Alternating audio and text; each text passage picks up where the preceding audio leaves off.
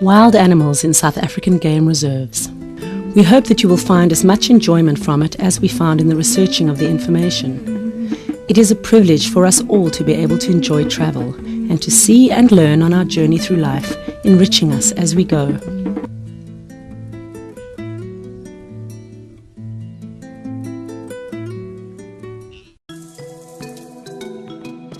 The African elephant is recognized as the true king of the beasts. Larger than its cousin, the Asiatic elephant, it grows to a shoulder height of 3.6 meters and can weigh up to a massive 6 tons and has been known to attain an age of up to 65 years. The African elephant is the largest land animal in the world, having evolved over a period of 20 million years. Evolving from a much smaller amphibious animal no larger than a rabbit, it progressed until mastodon, an animal with large tusks and a long proboscis or trunk. Its extinct cousin, the mammoth, was even greater, standing at a shoulder height of 4 meters. Some features of the elephant are worth describing further. The most obvious feature, the trunk or extended nose and versatile tool, is used for gathering food, sucking up water, smelling, guiding youngsters, trumpeting, breathing, and a versatile weapon. The ears, apart from being the organs of hearing, contain a multitude of subcutaneous blood vessels. These facilitate heat loss when the elephant flaps his ears. Flapping ears also fan the upper body. Blood leaves the ears between 8 and 9 degrees cooler than the rest of the body, thus functioning as an effective eliminator of surplus body heat. Notice the wrinkled skin, which helps in temperature regulation by presenting an increased surface area to the surrounding air. Elephants do not sweat and use the above in conjunction with water and mud baths to cool down. Mud baths also discourage insect attack. The teeth of an elephant are unusual in that the upper incisors grow forward and outward and so form what we know as tusks. Cheek teeth or molars are replaced from behind by new ones when they get worn and drop out. 6 teeth develop progressively on each side of the jaw, but only one set is in use while chewing. Tusks are also used as weapons, for digging, prizing bark off trees, and for shaking grassy clods. An elephant may be right-tusked or left-tusked, according to which tusk shows more wear. In juveniles, milk tusks are replaced with permanent tusks after about 6 to 12 months after birth. When challenged, an elephant will attack and attempt to pierce or unbalance its invader with its tusks. Tusks grow at a rate of about 10 centimeters a year. An elephant has no front teeth or incisors, as it is a vegetarian. The forefoot is slightly larger than the hindfoot, although not as long. Soles of the feet are covered in thick padding, which prevents slipping on smooth surfaces. Pads also deaden the sound of walking in the bush. The foot spreads out when the elephant stands on it and contracts when lifted, thus facilitating removal from muddy ground. When an elephant walks, the legs on one side of the body move forward in union. A wounded knee or leg would therefore render an elephant motionless, an unfortunate fact known to both early hunters and modern poachers. They are very adaptive to a wide diet, thanks to their strength and height. They can shake down pods and fruit from large trees, and their height enables them to reach high leaves in otherwise inaccessible places. Their marvelously dexterous trunk can pluck tender shoots from the thorniest branches, reach upward into trees and pluck grasses from beneath bushes. Typical elephant food includes grasses, marula fruits, mopani leaves and bark, acacia seed pods, palm fruits, bulbs and various other available greenery. Thorns on twigs are not a problem for elephants as long as there are some green leaves among them. The advantage of being able to eat thorny branches is that in very, very dry periods, these types of trees stay greener for a longer time, thus ensuring food for them. Smaller branches are cracked, chewed, and easily swallowed. Baby elephants often place their trunks into the mother's mouth while she is eating. This is the way that the baby elephant learns what is edible. Marshes are favorite grazing areas as vegetation is soft and palatable, and mud banks offer cool and refreshing coats of protective body coatings against sun and insect attack. Because of their large size and ineffective digestion system, elephants require large amounts of food. They therefore are seen continually feeding and consume up to 240 kilograms of vegetation daily. Their hourly defecation supplies food a host of other animals, birds and insects who are often seen digging in large balls of elephant dung. Although very water dependent, they can go without for up to 3 days. Up to 9 liters of water is sucked into the trunk to in turn be piped into the mouth. Up to 100 liters of water are drunk during a visit to a waterhole. In arid times, elephants survive by digging into riverbeds with their tusks, so sucking up slowly oozing water in the deep sand.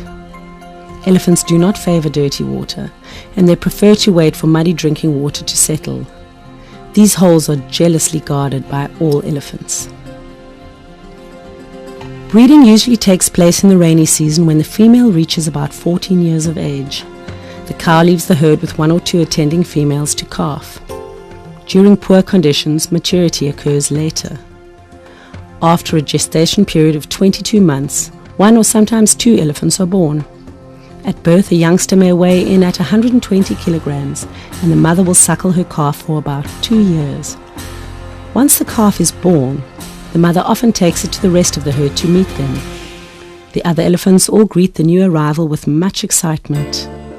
Elephants sometimes adopt orphan calves, help injured elephants, and work together.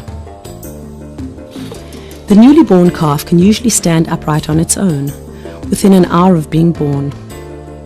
The female breeds every 4 years according to appropriate and suitable available feeding. Bulls reach maturity at about 16 years of age. The survival rate for young elephants to reach maturity is usually about 1 in 3. Although the elephant does not have good eyesight, it has a well-developed smell and sense of hearing. One sometimes notices that the elephants lift their trunks up into the air to sniff and smell foreign smells in the wind, such as an enemy or other animals approaching. Elephants can also smell water for kilometers away. The continuous low rumbling sounds are communicative, calming sounds, like a cat purring. Stomach sounds are often heard when close to the herd. These sounds are said to travel vast distances over the veldt and are similar to whale calls communicating with distant herds. Elephants are roaming animals and are constantly on the move, finding food and water en route. Many kilometers are traveled tirelessly daily. They are excellent swimmers and when crossing deep water use their trunks as versatile snorkels. They graze on average about 18 hours a day, mainly in the early morning and late afternoons and evenings. When the sun is at its hottest, it seeks shade under trees or bushes. The elephant is able to sleep while standing and often does so to mimic awareness to others. In South Africa, many railway lines and even roads have been built by following animal tracks over mountains to construct passes. Wandering elephants use the most practical route and gradient to reach their destination, an ability copied by man in later years. An attacking elephant charges at about 40 kilometers per hour. The most easily recognizable differences between an African and Indian elephant are the size of the animal and the fact that African elephants have much larger ears. African elephants became extinct in northern Africa by about 300 AD. Females wield the power in elephant society and herds are formed around cows and offspring.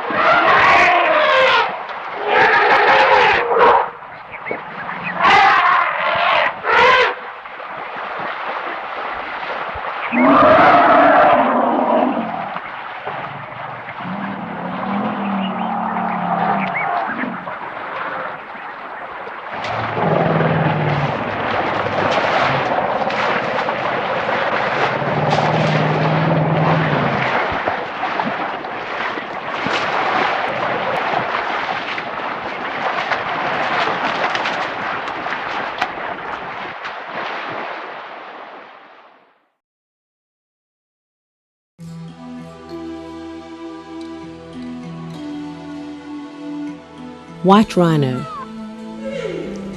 Do you notice that this animal seems to be built like a battle tank?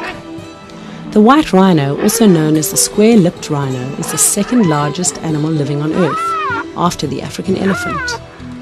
Despite its awesome size of 1.8 meters high and weighing in at 2.3 tons, this is basically a placid creature that is less irritable and more gregarious than its cousin, the black rhino. Groups of 4 to 8 individuals are led by a dominant bull. Being a grazer and not a browser, its flat or square-lipped, wide, flat mouth is able to crop grass to almost ground level.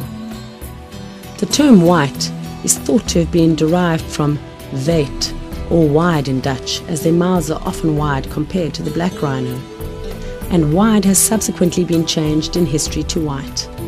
There is nothing white to this creature. It is grey with overlapping thick skin on the shoulders and belly, making it appear like a reinforced piece of armory. White rhino move to live in small groups, and sometimes individuals will be encountered grazing on their own. Rhinos like to rest in the shade, peacefully wallow in the water and mud to get rid of parasites, and to cool off as their skin size covers a large surface area. When grazing on short grass, they seem to move forward slowly, one step at a time, serenely enjoying the greenery as they go.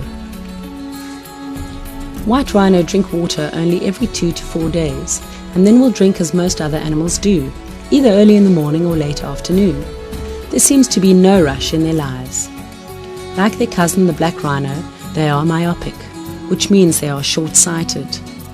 This deficiency is made up for by both an acute sense of smell and hearing. Ears can be rotated independently to ascertain noise direction. Sounds vary from soft grunts to high-pitched squeals.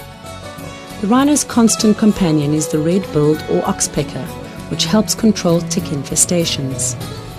The birds are also the rhino's portable alarm system, their hissing calls warning of approaching danger. Cows are allowed to stray to other bulls' territories, but on return to its own herd, the visited bull will attempt to keep her with him. Fights occur seldom, and after huffing and puffing and mock attacks, males will leave each other be. Rhinos often rest on hillocks where they are exposed to cool breezes. The only enemy that the rhino has is lions in youth and man in maturity.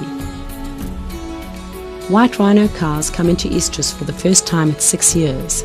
Thereafter, a gestation period of 16 months will produce a single calf. Newly born calves weigh about 50 kilograms. Females will have one calf only every 3 or 4 years and live to an age of 30 years. Rhino young can stand within an hour of birth. And for the first few days, the calf stays near the mother and usually walks in front of the mother, unlike that of its cousin. Juveniles have better vision, and maybe nature thought this appropriate for it to be in front, while short-sighted mom keeps in the background. Mothers nudge the calves in the right direction from the back by gently shoving the calf with her horn. After about 3 or 4 weeks of isolation, the mother and calf rejoin the herd. The calf starts grazing after about 2 months and weans after about 1 year. The horns on the white rhino can reach about 160 centimeters in length. Modern conservators often trim off horns to deter poachers. Horns are also used to insert intricate radio tracking devices.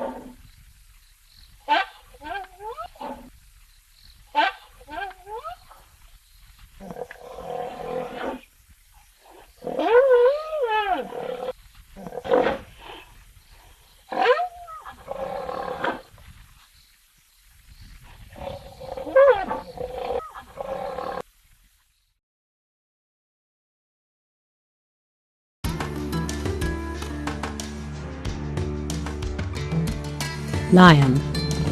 Remember to keep the vehicle windows closed and not to venture out of the vehicle in a lion's vicinity. They may look friendly and cuddly, but there could be one coming up from the rear of the vehicle, or a lion could be injured perhaps and decide to charge. If the elephant is king of the beasts, then the lion is the warlord. The rumbling roar of the lion in an African sunset sends a chill down our spine. They make sure that everybody knows who the boss is. Humans up to 8 kilometers away can, on a still night, hear a full lion roar crossing the plains. The Swahili tribe has a saying that the lion says, "Hi ni inchi yanani yangu yangu yangu," meaning, whose country is this? Mine, mine, mine. For the entire strength and powerhouse image, lions remain lazy. They spend 15 to 20 hours being inactive, resting and lying on their backs with all 4 legs dangling in the air. In early years, the lion was one of the most widely distributed animals in Africa. Their habitat stretched from Cape Town to Algiers in the north, Morocco in the east, and very far into the west. Both the Cape lion, which was very large, as well as the Barbary lion of North Africa, is now extinct.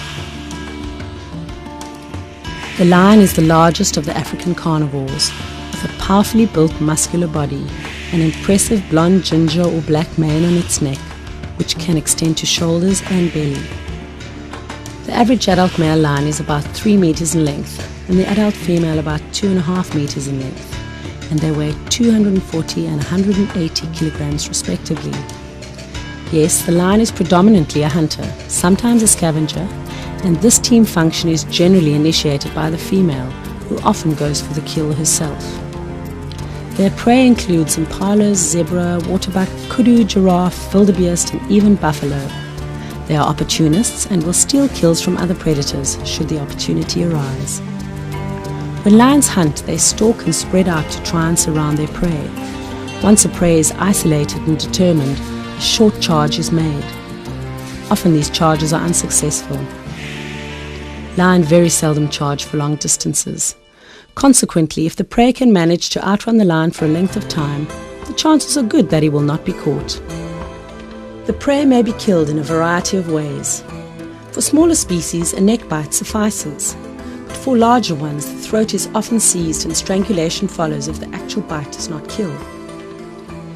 The victim may also have its nose or belly hooked by a lion's paw, while others attack the neck to strangle and fracture the neck. Some lions jump onto the animal, dig their teeth into the haunch, and by jerking upwards, break the victim's back. After meals, lions like to drink water, relax, and sleep. Like house cats, they will also preen. Cubs use this time to socialize and be among other adults. Lions are known for being able to go long periods without water, and if so, it approaches gingerly, as if fearing to get wet at the water's edge.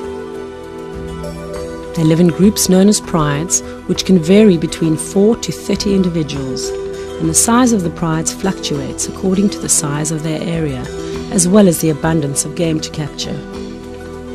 The more inaccessible the game, the better the survival rate of the cubs and all other members of the pride. Lions mark off their territory by urinating on trees, rocks, stumps, or other markers. This indicates to other lions that this particular territory is marked off for the exclusive use of the local pride of lions. You may have heard that lions are mostly active during the night. This is the main time when kills are made, pride business is attended to, and structure is reinforced in the pride. Lions are social animals and play with their cubs. They also groom one another. Other females will attend to cubs while their mother is away hunting. They even suckle cubs in the absence of their mother. During the mating ritual, the male will copulate every 20 to 30 minutes for 4 to 5 days. This is because the sperm count of lions is low, and hereby successful impregnation is assured. Gestation takes 108 days, and then usually 2 to 6 cubs are born. Cubs are usually born in a secluded thicket, bush or cave. They remain there hidden at first, while the mother lioness does the hunting. As the cubs get older, so they join the rest of the pride.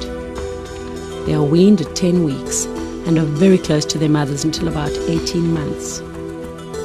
They are usually independent by about 2 years. Once cubs have been abandoned by their mothers, they may stay with the pride or move on and form their own pride. Man is the only enemy of the lion. Hyenas or even wild dogs may kill old and infirm lions or attack youngsters. Other males who have successfully taken over control of a pride will kill all the cubs to ensure the continuation of his bloodline. Lions eventually die of starvation as the loss of teeth at old age prevents the animal from hunting and feeding.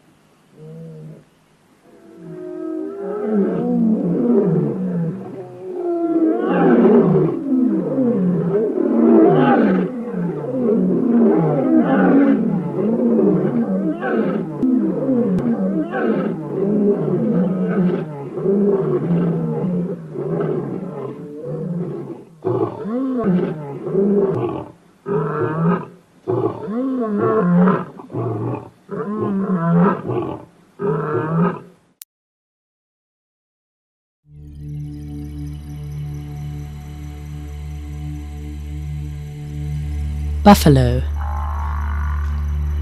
Commonly also called the Cape buffalo, it is unfortunate that no more buffalo inhabit their ancient grazing fields within the Cape colony of old. One of the most impressive and frightening sights of Africa is the mighty steamroller stampede of herds of buffalo thundering across the savannah. Normally not aggressive, it is regarded as the most dangerous animal when wounded by its main natural enemies, lion and man. With its menacing curved horns held high, it will charge, lowering its horns at the last moment to fling its tormentor into the air. Watchers of buffalo are often amazed at the intelligence and cunning of the animal. An alarmed herd, threatened by packs of lions, has been seen to go into defensive semicircular formation, with females and calves within. Unprovoked, however, the buffalo is inquisitive and placid, and will stand and stare at you if you do not interfere. Directly threatened, it may sweep its massive head from side to side in a brief display of bravado, and then back off and retreat. Buffalo are primary grazers and like to drink at least twice a day. Sometimes you will see individuals cooling down in a mud pool or in the shade of a tree. At birth, buffalo calves weigh about 35 kilograms. At 1 year weigh 220 kilograms, and at 3 years about 500 kilograms. At 6 years they weigh over 650 kilograms. Buffalo calves tend to grow by about half a kilogram per day for the first year. They then slow down a little as they are then producing teeth and are getting perhaps a poorer nutritional content. Growth stops at about 4 years for females and at about 6 years for males. Hunters have learned that the buffalo's heart lies more forward than it does in other game. It lies between the 3rd to the 6th rib, ideal for a shot if the head is not clearly visible. Man already used this knowledge during early buffalo hunts. Buffalo occur in the north of Namibia, Botswana, Zimbabwe and southern Mozambique. The Addo Elephant Park and the Kruger Park have stocks of these powerful animals. These animals should not be mistaken for either the black or blue wildebeest, which are smaller in stature, and their horns do not meet on the skull. The buffalo is distinctly ox-like in appearance with heavily built features. The tail is dark brown and not fluffy as that of the wildebeest.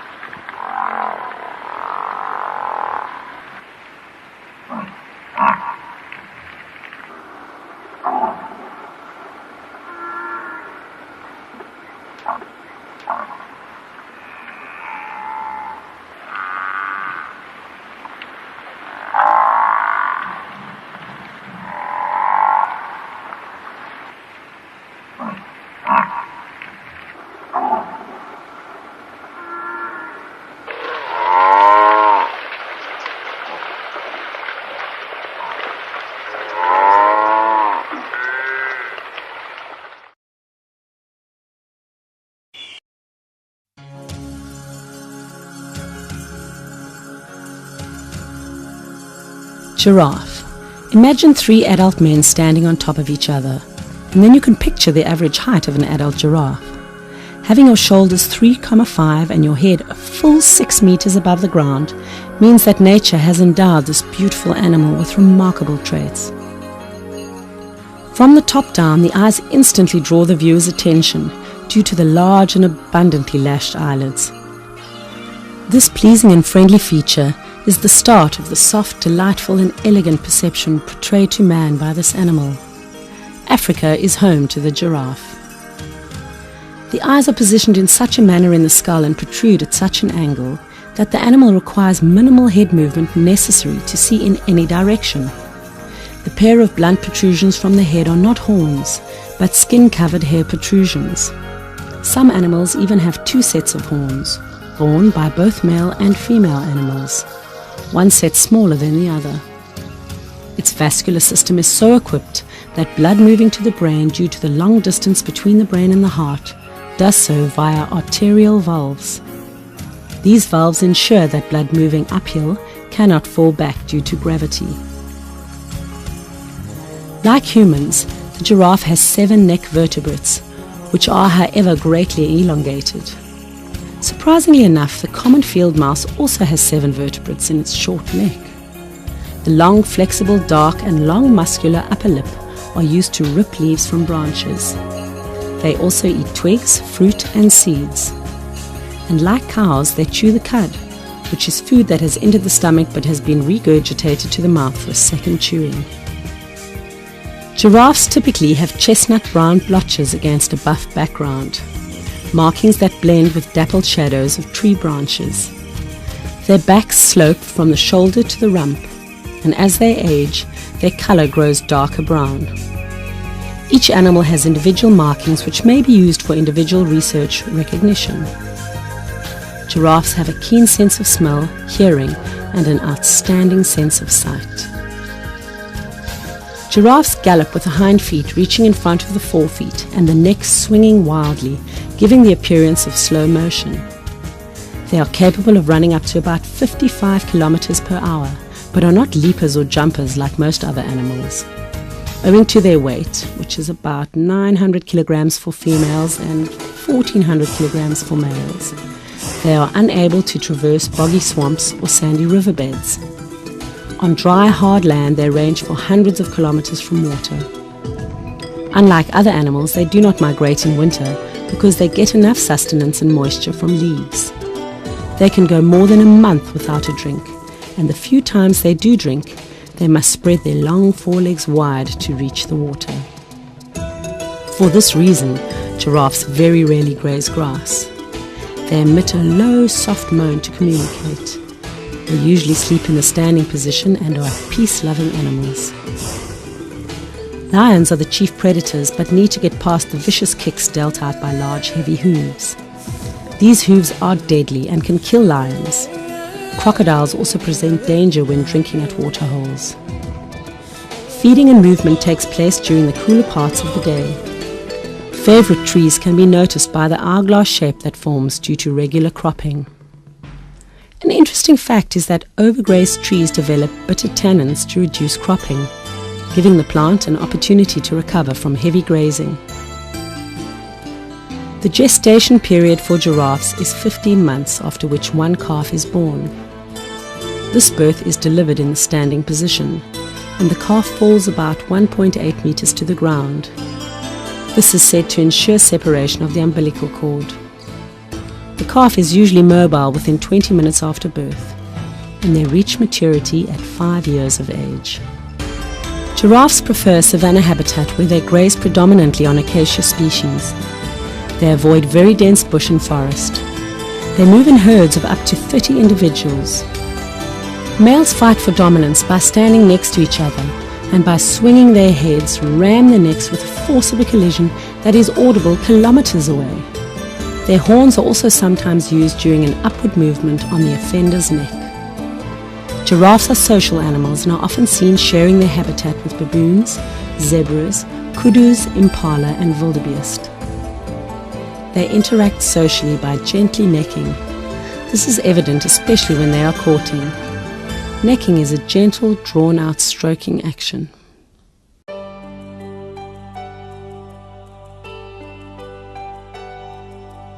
Impala. Impala are the most abundant animals and will most probably be your first sighting of game in the Kruger National Park. Called the rooibok or redbuck, in Afrikaans it is often mistaken to be a springbuck. They, however, have a higher stature and do not have the noticeable black strip on the side, which is commonly visible on the springbok. Their horns also differ from the springbok in that the latter's horns curve inward, while the impala's horns point upward in a curve to the rear. The underbelly is white, and from the rear the letter M is clearly visible on the rump. These dark markings are jokingly referred to as the McDonald's sign of nature, as they are, due to their abundance, one of the favorite targets for all carnivores. These gregarious animals move in herds numbering from a few to many hundreds of individuals. During the mating season, herd size will change as bulls isolate and defend females in estrus. Because they remain in herds, they benefit from others by collectively checking for danger from predators.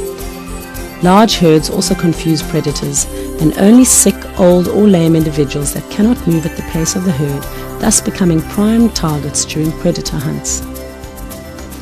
The first impala, sensing danger, is alerted and immediately signals by snorting. This immediately alerts the rest of the herd. Instantaneously, one notices that all then stop grazing and look up to try and identify where the danger is coming from. They tend to look immediately in the direction of the first one who gave the snort. Once they notice the predator, they start moving away slowly. Sometimes individuals approach the predator to apparently get a better view. You may be lucky to see them on the run. This is exciting to watch as they sprint away by not running in a straight line but dodging among the bushes, rocks and trees. This makes it more difficult for the predator to follow, as usually when a predator attacks, they go for the legs and rump. Notice how they constantly change their direction of flight, making it difficult for the predator. To add to confusion, the herd of impala scatter in all directions.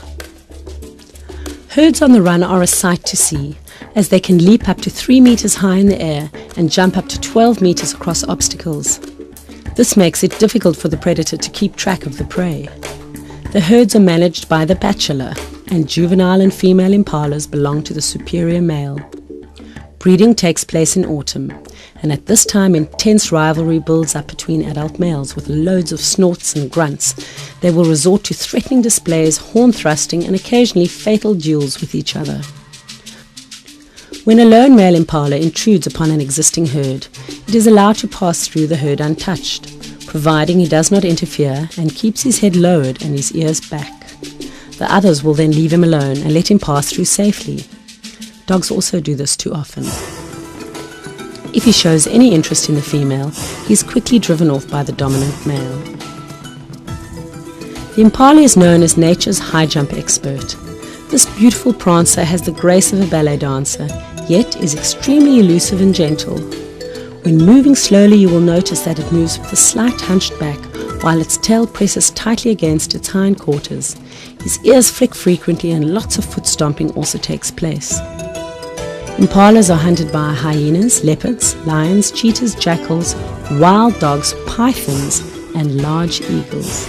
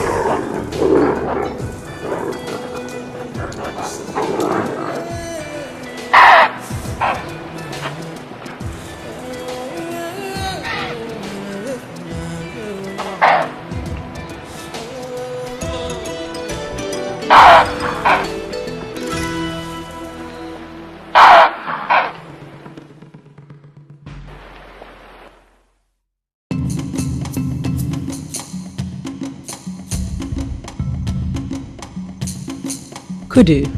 Kudu are immediately noticeable by their long twisted horns reaching up to 1.6 meters long and thin vertical white stripes in wavy vertical lines down the body and rump.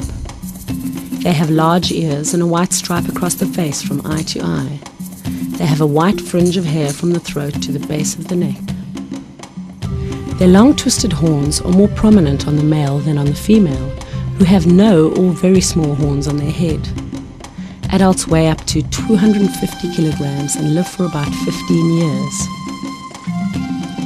They are normally active in the early morning and late afternoon, where they are seen at waterholes, whereafter they move on to grazing fields. During the heat of the day, they are difficult to spot as they tend to stand near dappled shade of trees, which offer an excellent camouflage. Observed in the open field, you will notice that they are very wary and ready to sprint away. The kudu is a gentle animal, preferring flight to fight. Enraged kudu bulls, however, at the height of the mating season, become very aggressive toward other males, often causing serious injury to each other. During these fights, horns sometimes get inextricably locked and both animals die an agonizing death. The kudu has the loudest call of any antelope and sounds like a penetrating hoarse bark. When they are frightened and flee, they lift their tails over their rumps and fan out a white undersurface as a warning signal to others. If sufficient cover is available, the animal tends to first assess the situation and then only will dart away if they regard it as necessary. High fences are no deterrent to kudu. The long arcing leaps of kudu over district roads has caused many a collision with vehicles, especially at night. They will graze on anything, even on crops and tobacco fields, making them widely hunted by farmers. They have no problem living on the fringes of human habitation. They mate between June and August, rearing their young in summer. When the calves are born, they are normally born and hidden in long grass to afford them the advantage of camouflage. For the first day, the mother will remain with the newly born and then later rejoin the herd. The cow regularly returns to the hidden spot till the calf is able to suckle on its own and move with the herd. This can take up to 1 month. Kudu are well known for jumping fences. They can jump 3 meters in height without a problem from a standing position. They feed both nocturnally and during the day, which means that they will be encountered walking around during a night safari. Kudu prefer grazing the leaves of certain trees. Grasses supplement this diet. Often one will notice that a kudu grazes for a short while from the leaves from a certain tree branch. It then moves on to either another branch, but usually to another tree. This is because many of the trees from which they eat become bitter when disturbed too much, and this causes the kudu to move on. Nature uses this reaction to prevent the kudu from eating all the leaves off the branch, thus protecting the tree from overgrazing and dying. Once trees exude these bitter tannins, they have time to recover from continuous grazing.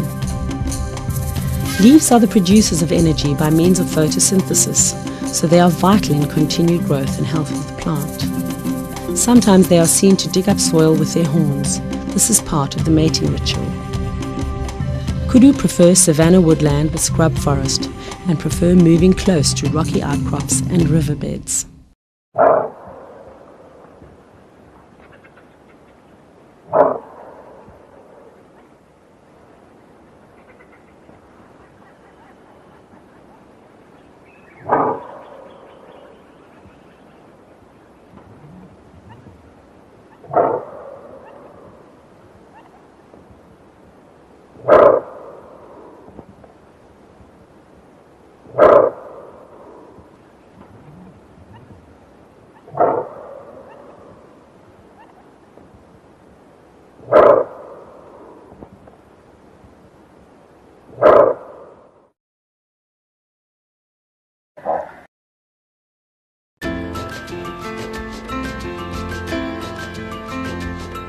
Springbok. Springbok occur in the open grasslands and arid regions of Namibia, central and southern Botswana, and in the Northern Cape. They inhabit karoo-like semi-arid regions where the grass is low and the vegetation semi-arid. And like other antelope, they have successfully adapted to thrive in dry climates. The Springbok is South Africa's national anthem and sports emblem. Sportsmen and women who have achieved the highest levels in sport are referred to as springboks. These animals are cinnamon brown in colour with a white underbelly. The white separated from the brown by a dark brown band on either flank. It has a white trunk with a white tail and a tuft of black hair at the tip. The backs of the forelegs are white and the fronts of the hind legs are white. The springbok has a white throat and face with a dark brown line from the corners of the mouth to the eyes. These animals look very similar to the impala, but the white face and curved inward horns are easily identifiable. When in danger or through sheer joy, the springbok executes a series of balletic, stiff-legged high leaps known as pronking or stotting behavior. During this jump, the back curves out prominently. The springbok can leap over 3.5 meters high, a distance of 15 meters at full gallop reaches speeds of 90 kilometers an hour. This is, however, no match for predators such as lions, cheetahs and leopards, which are the traditional enemies of this fleet-footed antelope. Springbok are gregarious and often roam in groups of over 100 individuals. The dry months see them covering vast distances daily in search of grazing, and they associate loosely with animals such as wildebeest, blesbok and ostrich. While feeding, they often dig out roots and bulbs. Most springbok lamb are born in the rainy season when the grass is green and food plentiful.